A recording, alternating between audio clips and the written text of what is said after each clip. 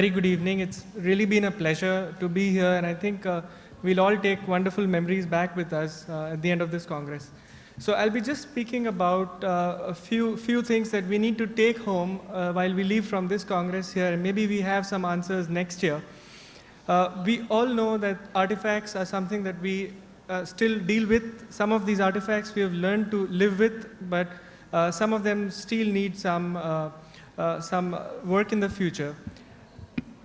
The most challenging artifacts belong to those which are caused by the intrinsic eye properties.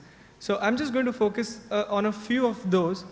And the most important one that we see is the projection artifact. And we all know what projection artifact is. But what we've learned to use projection artifact is to our advantage. And that's exactly how we are able to actually visualize the choriocapillaries.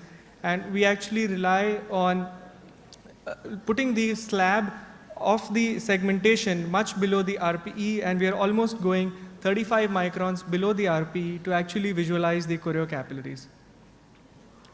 We also have the projection artifact removal softwares which are now available, and I think this has made it really possible for us to visualize some of the neovascularization very well by taking out all of the noise that we see in the images. Like this is an example here taken on a Heidelberg where you have a neovascular membrane seen very clearly.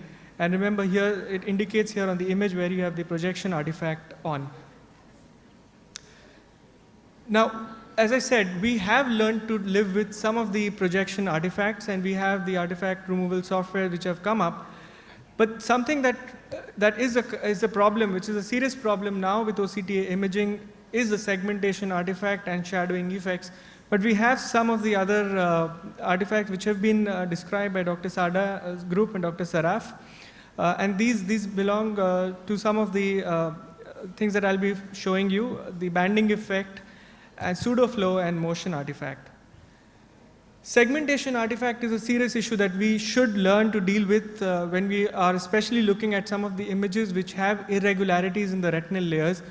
And I think one of the most important problem here is that the three slabs, they use the IPL-INL interface as a reference. So if you have the INL-IPL interface incorrect, it's going to affect the segmentation throughout. And it's really a challenge to correct your segmentation artifacts going through the entire OCTA scan. So I think this is something that still needs to be addressed.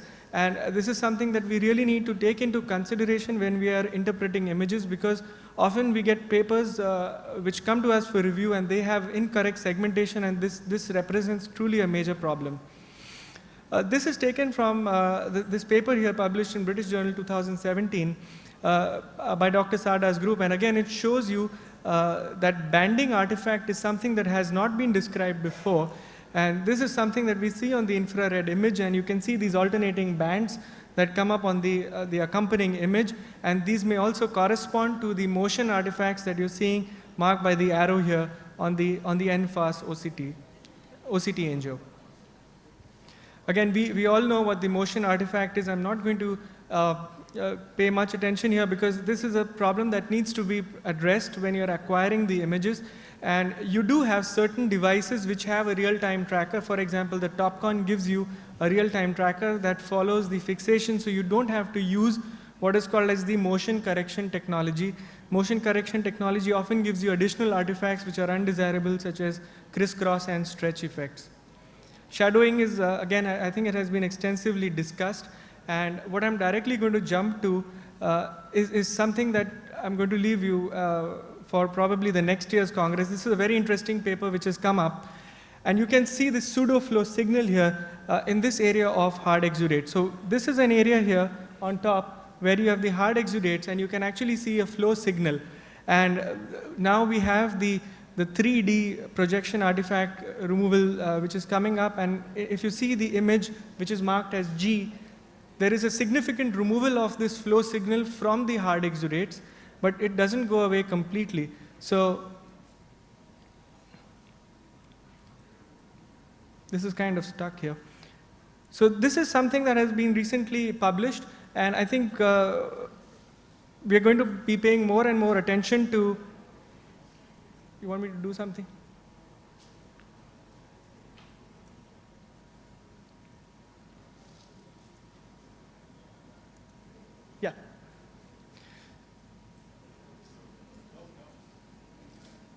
Can I have my slides back, please? So in eyes with these hard exudates and drusen, pseudoflow is actually very common, and you can address it with 3D volume-based PAR. So I encourage all of you to go back and read this manuscript. And this is the second thing that I'm going to leave you with, that is OCTA in the presence of macular edema. And I think this is an excellent paper which addresses this issue. And we often get a lot of manuscripts again where you have cystoid spaces, and we've had a discussion in the previous talks, where you're doing the OCTA, but simply because these scans are running through cystoid spaces, you don't get an accurate measurement. So I think I encourage all of you to go back and read this manuscript. And in fact, if you look at this, that you have almost 33% error in healthy eyes with segmentation, and almost 100% in diabetic eyes. So if you don't pay attention to your segmentation, you must be probably going wrong always. And in fact, here you have 37% of healthy eyes and 100% eyes with macular edema.